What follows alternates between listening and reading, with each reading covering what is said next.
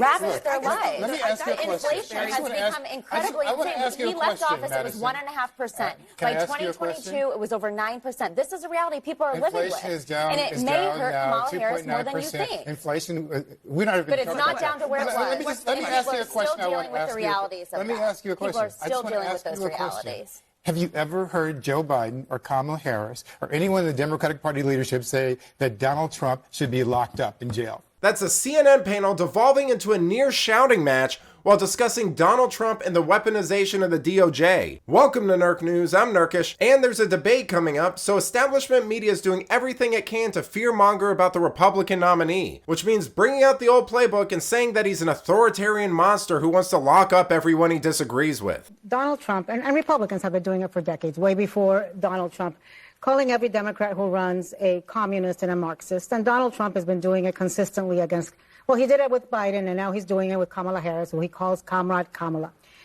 I take this really seriously, and it's really upsetting to me, and it's something that we cannot take democracy for granted. We can't just take when the leading candidate, Republican candidate, possibly president and former president, is issuing those threats. To me, they ring like threats. I don't see how you cannot take it seriously. He wrote that down. I mean, it's not just a thing that he said off the top of his head. It was written. In a social media message. Yeah, I would say, the Donald Trump feels that the exact same thing has been happening to him on the other side.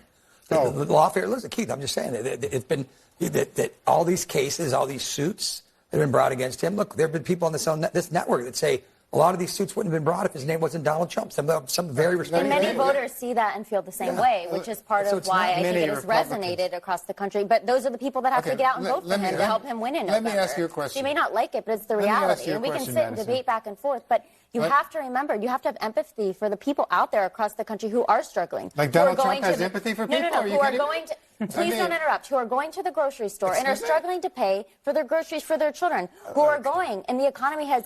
ravaged their lives. Let me ask you a question. You know, you've got to love that woman from The View whining about how Republicans call liberals communists and socialists, while simultaneously comparing conservatives to fascists for the billionth time. I mean, the two aren't even comparable. Democrats legitimately have politicians who proudly claim the mantle of socialism and downplay the horrors of communism.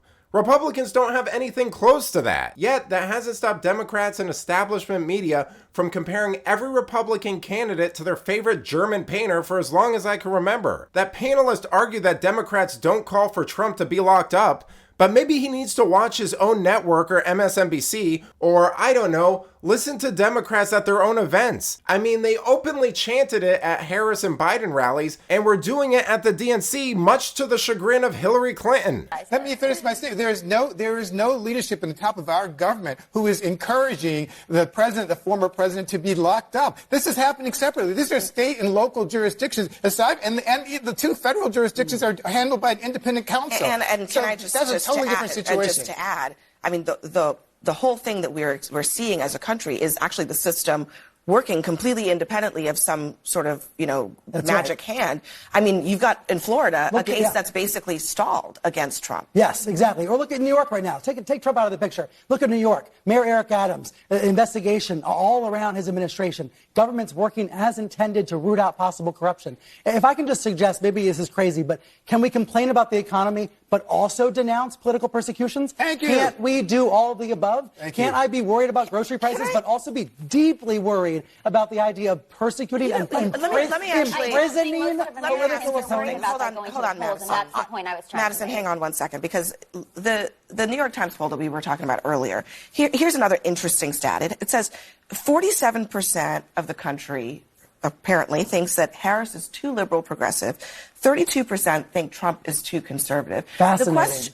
It is fascinating. Yeah. The question I have is, there's pocketbook issues, and maybe that falls into the liberal progressive frame, but where do voters place this other stuff, the locking up of the political opponents, the things that Democrats used to call the democracy argument against Trump? Now, I'm not going to get into a list of all the issues associated with the politically motivated cases against Trump, or the suspicious ties to the White House, or DAs who ran campaigns promising specifically to target him and charge him with something, but the fact that these cases are stalled or falling apart is not a testament to how impartial or above board they are. It's a wake-up call that our justice system is in trouble and on life support. People like that makeupless clown Stelter are upset by Trump saying that he's going to drain the swamp and root out corruption because they know what that means for their careers. They're part of that swamp and corruption, and the idea terrifies them. But let me know what you think. Is Trump really going to jail every person who's ever insulted him like the media is suggesting? Let me know in the comments, and if you enjoyed this video, please give it a like and subscribe to the channel. This stuff really does help us out. Until then, this has been Nerk News. Thanks for watching. Bye!